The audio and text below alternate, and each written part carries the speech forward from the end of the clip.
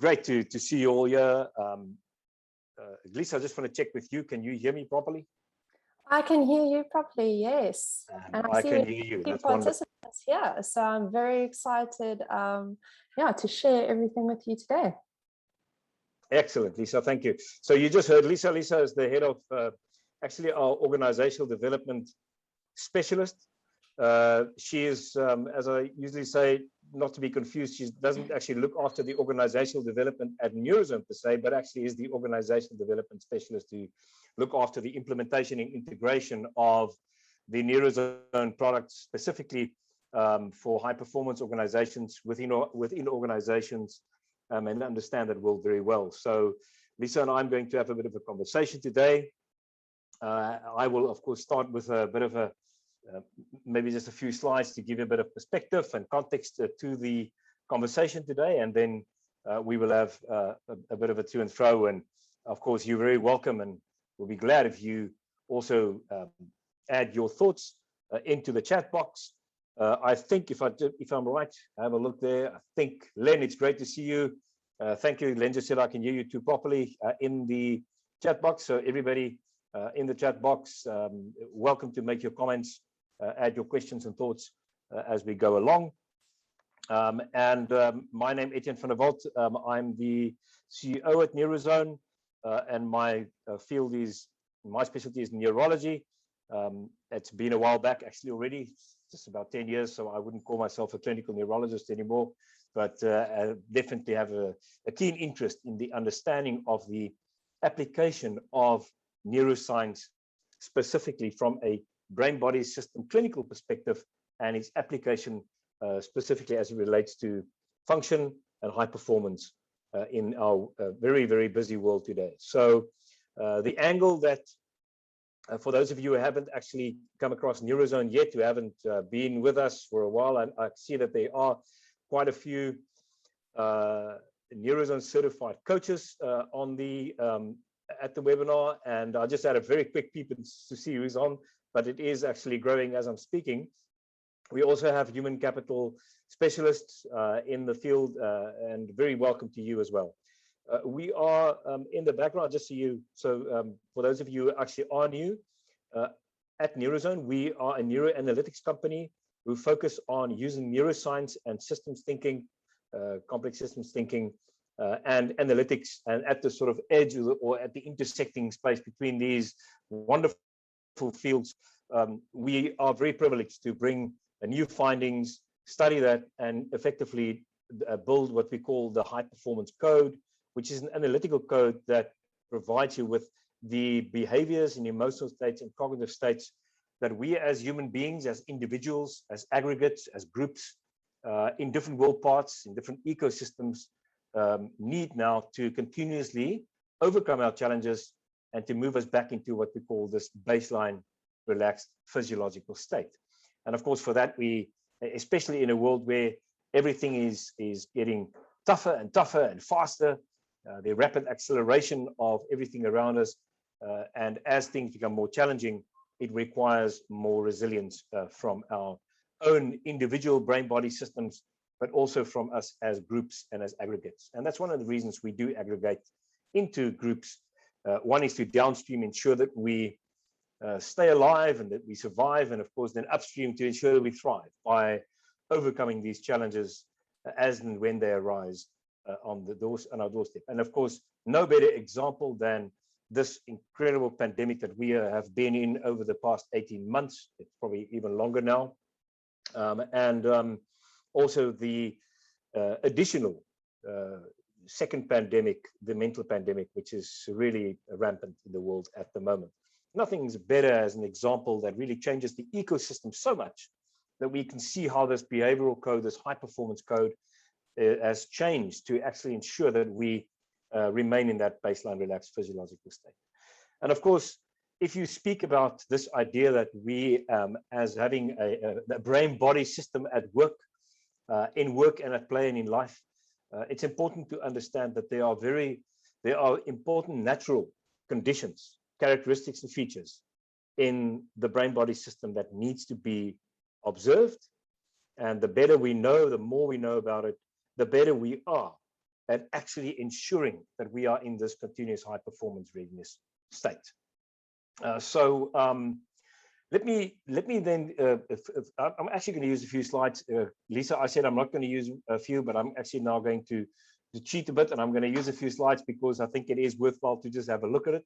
So I'm going to share a screen with you and just show you, I want to try to convince you, just so we're all on the same page, of how deeply innately natural you and me as a brain-body system and as aggregates, how deeply innate rhythms are. And work-rest rhythms, in that sense, can only be unpacked from this context and from this perspective. If it's only be unpacked, I think that's the only sensible way to unpack it, to see how natural it is. And for us, it's more a question of finding the natural rhythms and then observing those rhythms of work-rest so that we can ensure that we have longevity and have sustainable high performance readiness in our work lives. And so I'm going to actually speak to that, and then I'm going to bring Lisa in, and we're going to talk about practical applications and actually to the work practical applications in the workplace. Right. So I know that there might be some questions that are being added in at the moment. But I will also, I will actually collect the questions a bit later. Right. I'm sharing the screen, and once again, just want to check with you that you can see this.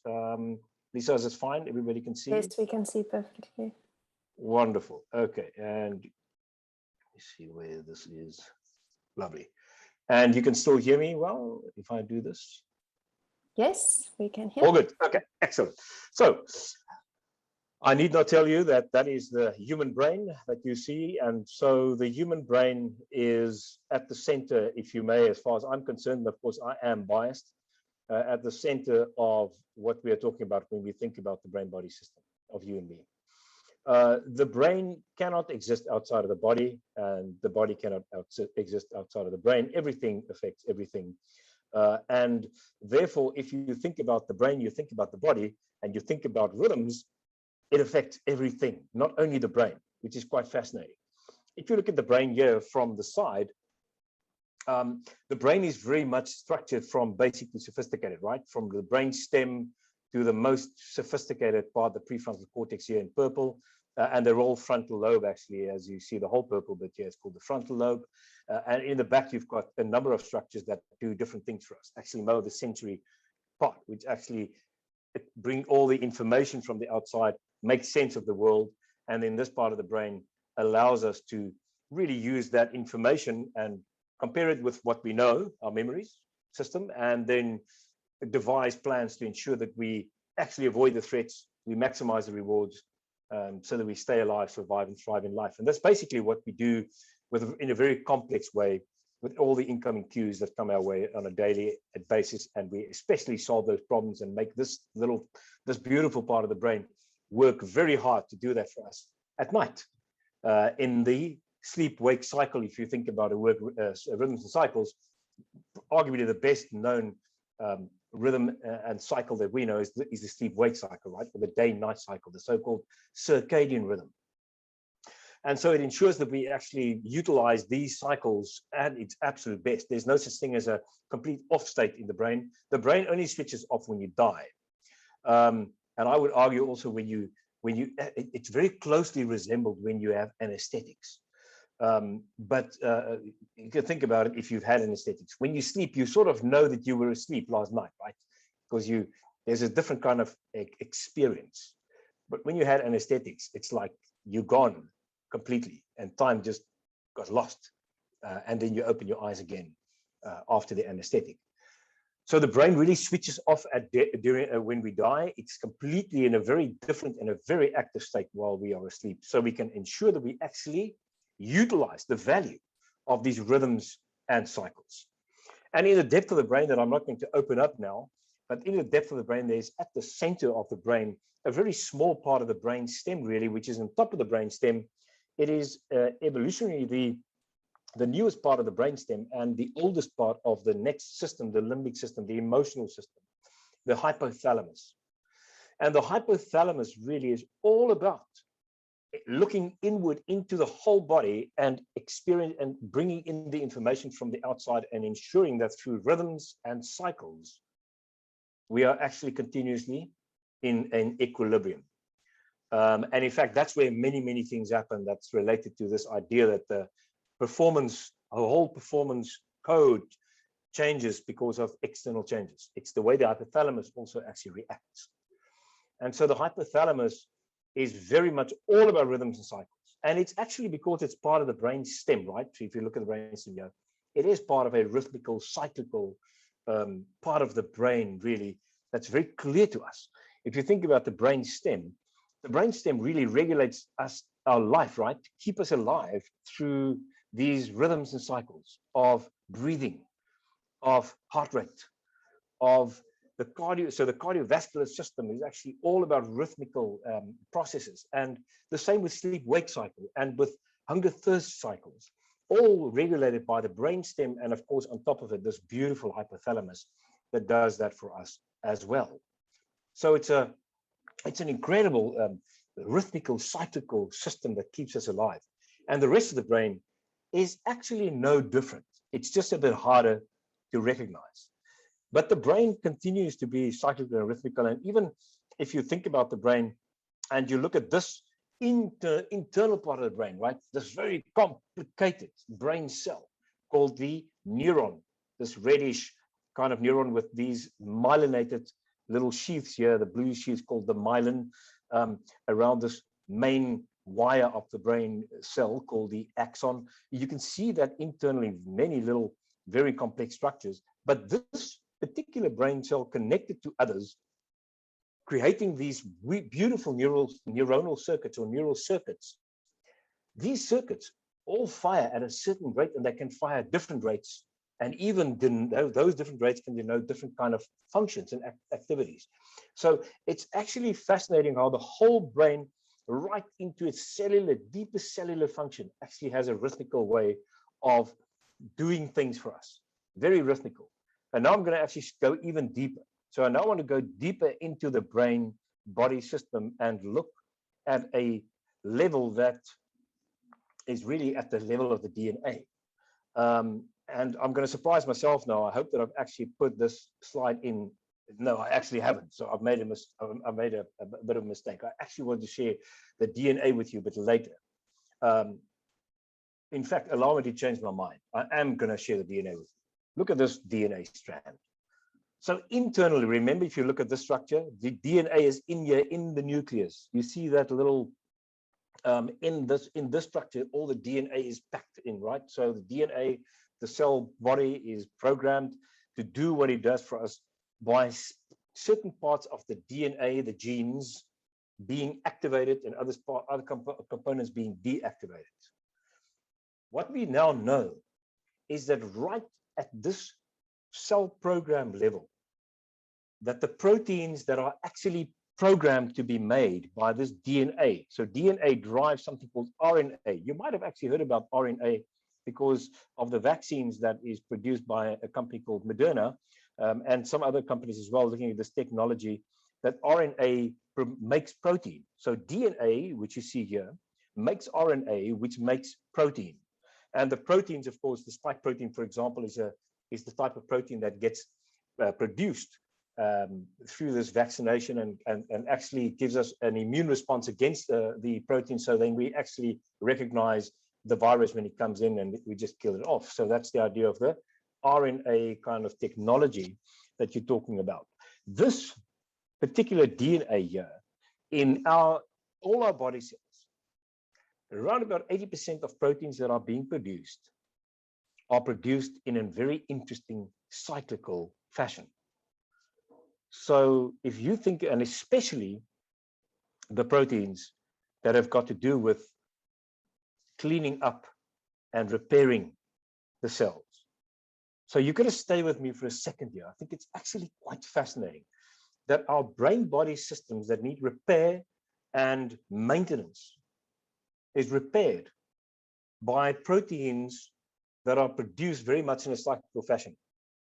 It's very much in a cyclical fashion, but in a daily cycle. So it happens in the early morning and in the mid-afternoon. and you've got these productions of these particular proteins. So there's a whole cycle, a rhythm right at the cellular level. And I'm trying to continue to this idea, and I'll actually get back to that in a second. Can you see that you and I need our whole brain-body system actually work in this fashion?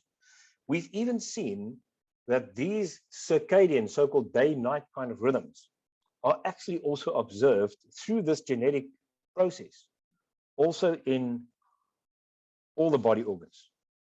So basically, your liver is affected by Netflix 11 o'clock at night if I'm supposed to go to bed before that time.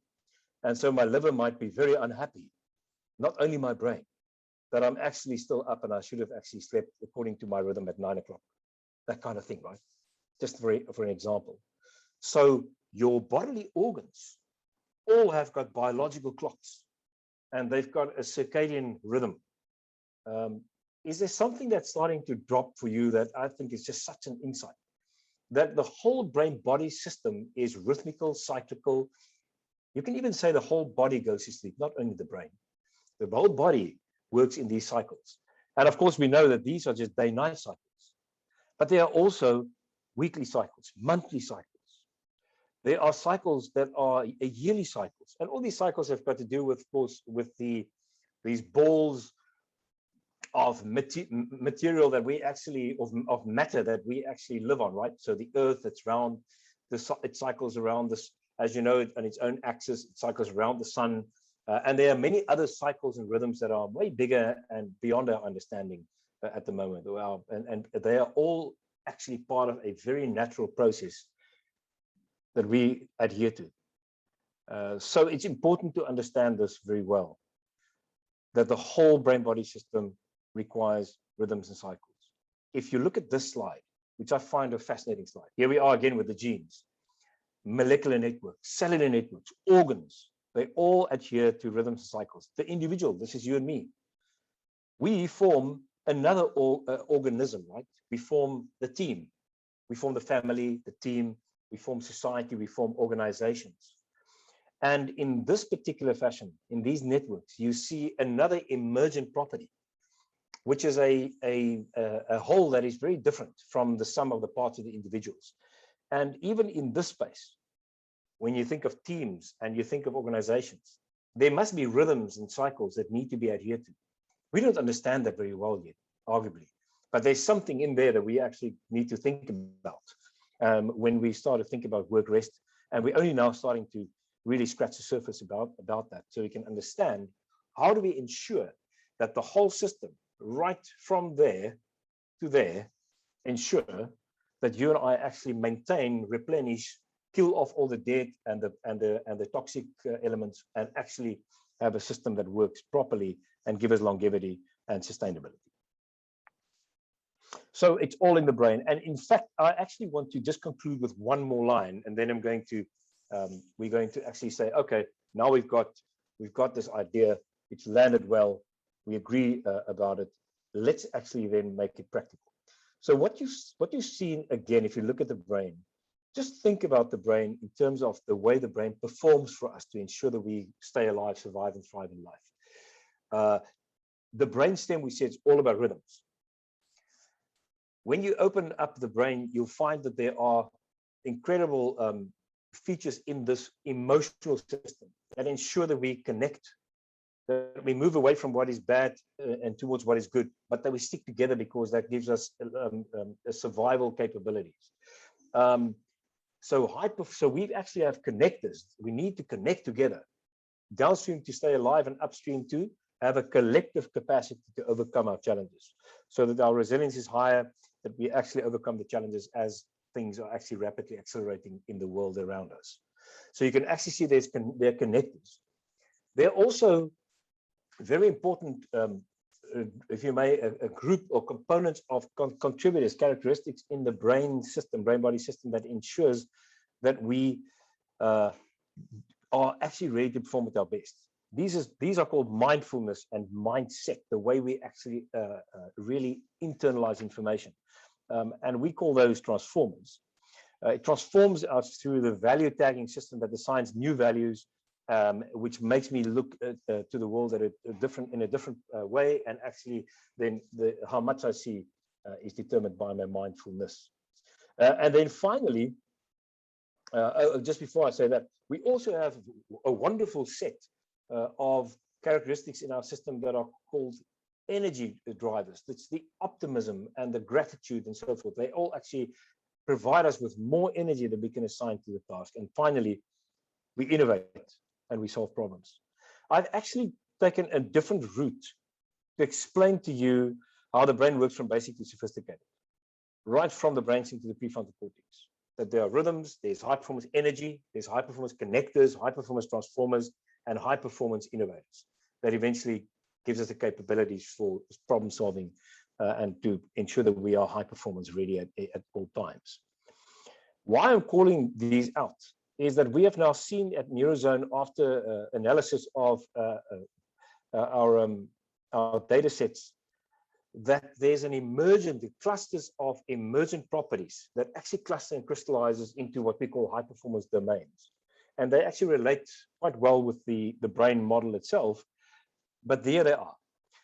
You can see that there's high performance rhythms, high performance energy, there's high performance connectors, high performance transformers, and high performance innovators.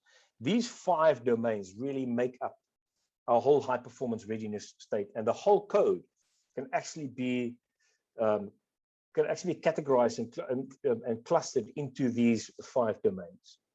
It's really valuable to understand. And the reason I'm ending with this from the understanding of the brain-body system is that if you think about work rest, you think about rhythms. Everything we said here is rhythms. And so it makes absolute sense that this is one of the major domains that we need to adhere to. I have to make a final remark that I think is so important. I remember one of this in South Africa, the Farmer of the Year, many years ago. I happened to know the gentleman who became the Farmer of the Year, the national farmer. He won the National Farming Award. Walked up, and he wasn't a man of many words. And he walked up to the podium or the podium and to make his speech. And he stood and he just looked at everybody and he said, I learned 2 things in life, 2 rules. Rule number 1, never work against nature. And rule number 2, always work with nature. Thank you. And he went and he sat down. And those 2, it stuck so much in my brain, this short, powerful speech that just said something that is so important. And I actually want to now invite Lisa to actually speak a bit to us about this idea of what are the applications of this natural law, an absolute natural, deep-seated law of rhythms for individuals, for groups, for organizations. What are those applications that are so important to understand and remember? The moment we start to work against that, nature will actually have a backlash. And so the idea is we want to observe that and understand it properly, and then observe it properly, especially in the organizational development space. Lisa, what do you want to just grab me there and just shut me up and take over? Take it from there. Yeah, sure. I think it's a good place to start is to also look at what are the different types of breaks and rhythms that we have within an organization, and just thinking about starting from a small break, which we can call a micro break, to lunch breaks that employees need to take in the middle of their day. Then there's the a day-night break. So after you've finished a day of work, how you can actually shut down after work. And it's important to shut down after work, but then we can also go over to weekends, which is a bit longer, vacations, and also sabbaticals that are even longer breaks. So I think there are so many different rhythms and ways of resting within organizations that we should take into account and also work with that. Because as you mentioned, we mustn't work against nature. So we need to eat, we need to take our lunch breaks. So this is actually very easy to understand for everybody, right? The question is, do we actually do that? And is there and what do you think, your impression? What is your impression of the attitude of employees and of for example HR and of leadership, employers, around this idea of taking breaks, short and longer breaks? Is there an attitude issue perhaps? Yeah, I think it all has to do with the organization culture around leave. And I think the shift from working within an office to actually working remotely now things aren't transparent anymore.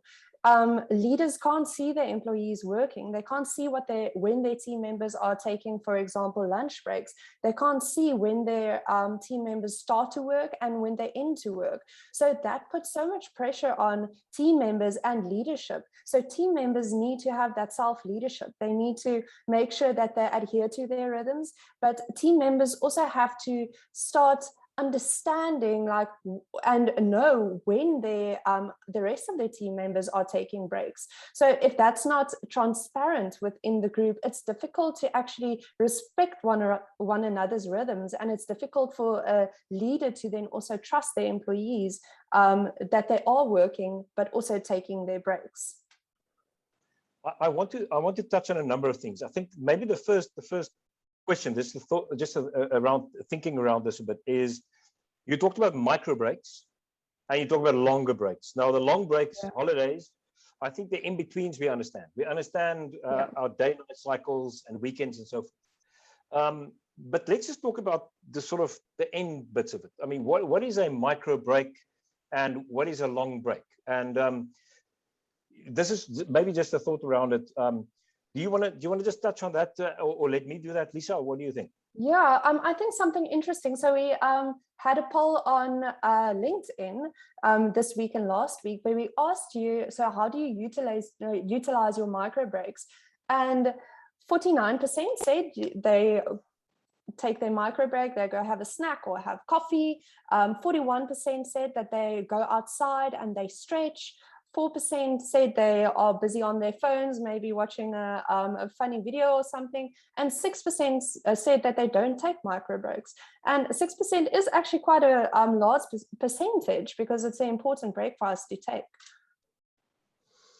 So 6% not taking micro breaks, yeah, that is actually quite significant. And I think, but by and large, as you say, people actually do take micro breaks, but do we take enough of those? So we know that the brain can't really focus for longer than, I think when I was a kid, I learned 17 minutes. We know that it's about that the shorter your fragments of focus and concentration, especially when you are accumulating information, the shorter the better, because of the so-called primacy recency effect. It's probably worthwhile to to work on a 20-minute rhythm, to have a 20-minute focus, and then actually take a break. We actually at Neurozone call them brain breaks. You may remember we talked about a 2 to 3 minute brain break. So when we have long sessions, for example, master classes and so forth, we would take a break and actually get up and walk around. And I hope that some of you actually already got up and walked around, because it is what needs to be done. And get up and get moving. And take your brain off what you're busy with. Those kind of things. Around a 20-minute session is probably the right way to do it, isn't it? I think that's probably the best for and then a 2-minute, 3-minute break is called a micro break. So it's not something that that really breaks your activity, if you may. It's you're still actually busy with the activity and you complete your task. In between in between you have these micro breaks. What about? I'm actually answering some of the questions as well. I'm just thinking of the questions, so I'm feeding us around that, Lisa. There's another interesting phenomenon, and that is this issue of taking a holiday. So let's talk about, for example, a holiday, and what are the interesting findings around that? Yeah, so obviously when you take your holiday, that already starts while you are working. So preparing for holiday, you have to apply for leave. So interesting, from one of our LinkedIn polls, also people indicated that 57% of people indicated that when they apply for leave, they feel anxious and guilty for taking leave. And only 36% said that they feel supported by their team. So that already puts a negative spin to your holiday. Like, you are not excited about holiday because you're feeling guilty about that. So that is probably like the first phase. Then obviously, when you are on holiday, what are you busy doing? Is your holiday stressful? Is there a lot of family issues that come at play? Because just because you're not at work doesn't mean you're resting from work. You could have like a huge project, a building project at your house, which might have so much stress on you. You might return to work and feel even more stressed than you did before your holiday. And then also the way that your holiday ends, that is also a very important thing. When you return back to work, how do you feel? What do you like expect a overload of work? And we also had a poll on that on LinkedIn where we asked our LinkedIn followers how they feel when they return, how they return to work.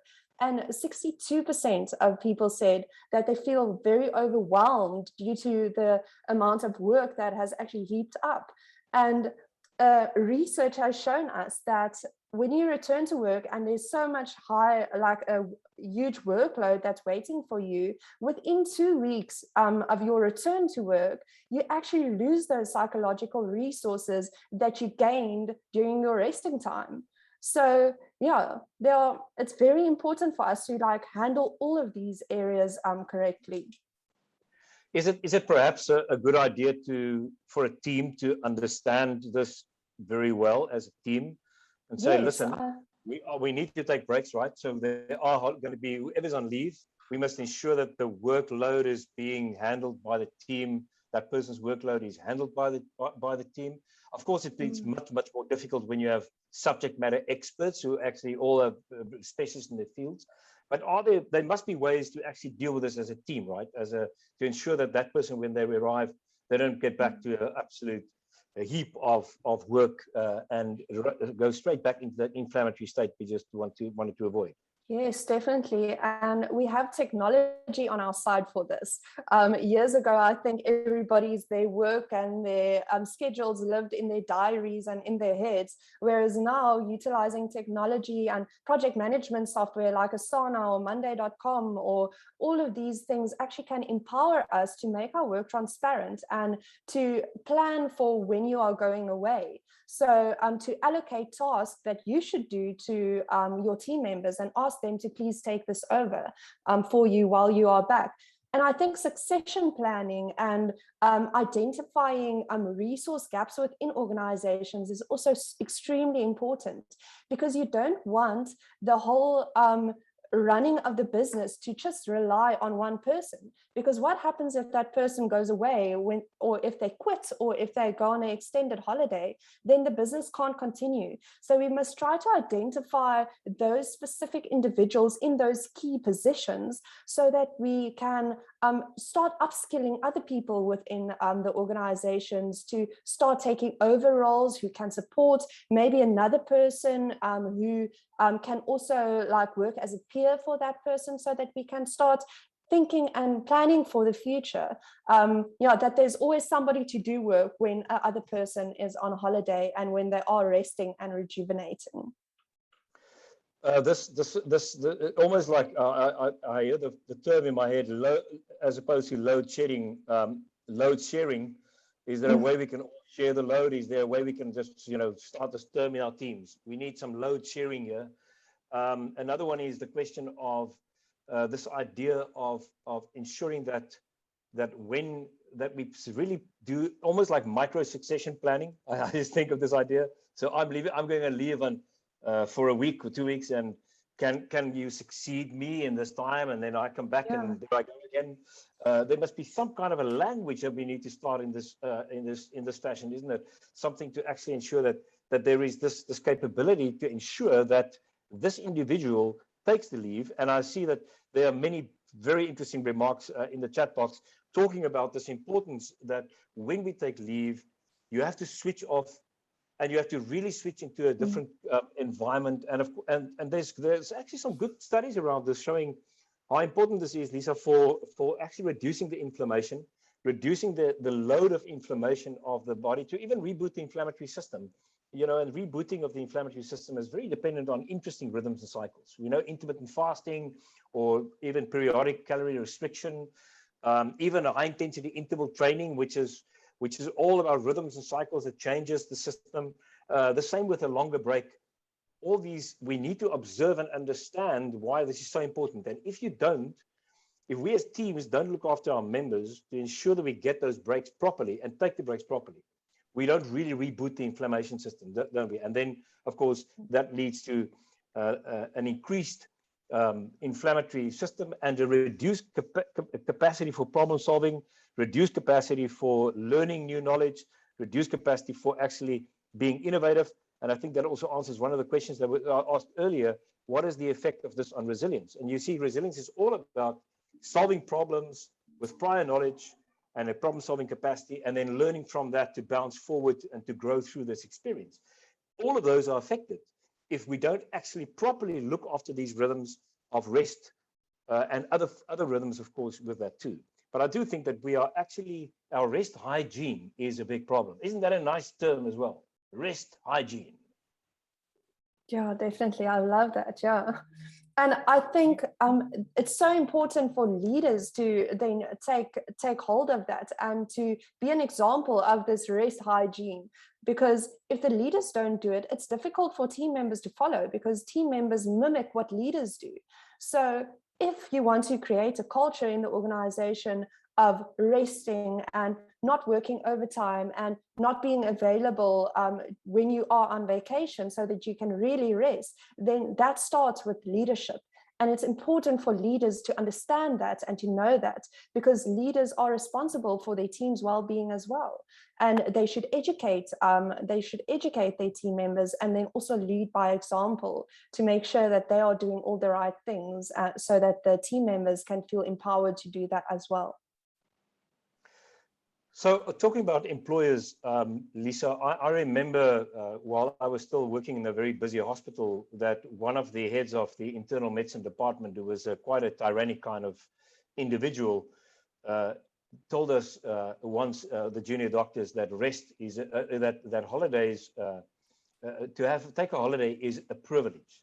And I remember the line that was born at the time amongst us, that I'm still using today, that goes like this: rest, or taking a break, so let's say taking breaks, is not a privilege. It is not even a right. It is an obligation.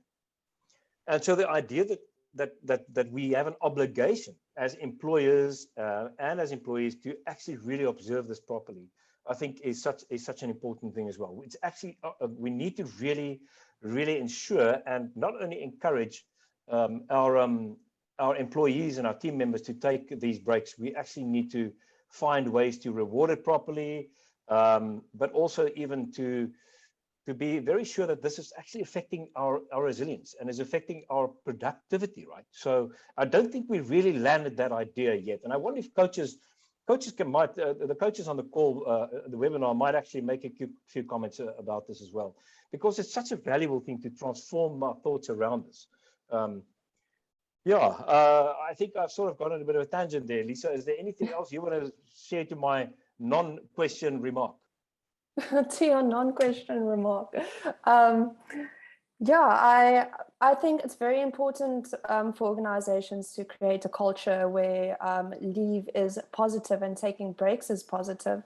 Even just talking about, like, I'm going to take a break, what you are doing when you're taking break, normalizing that you have a life outside of work, normalizing work-life balances within your team. And especially now working at home, it might become a bit easier because you actually see on the back of the camera screen, you see the person's house.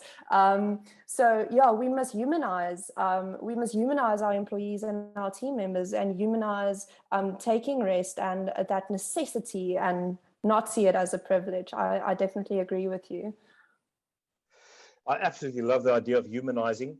To rehumanize. We've had a number of wonderful I think experiences, actually a very, very, very valuable experience as individuals within our teams working remotely during COVID.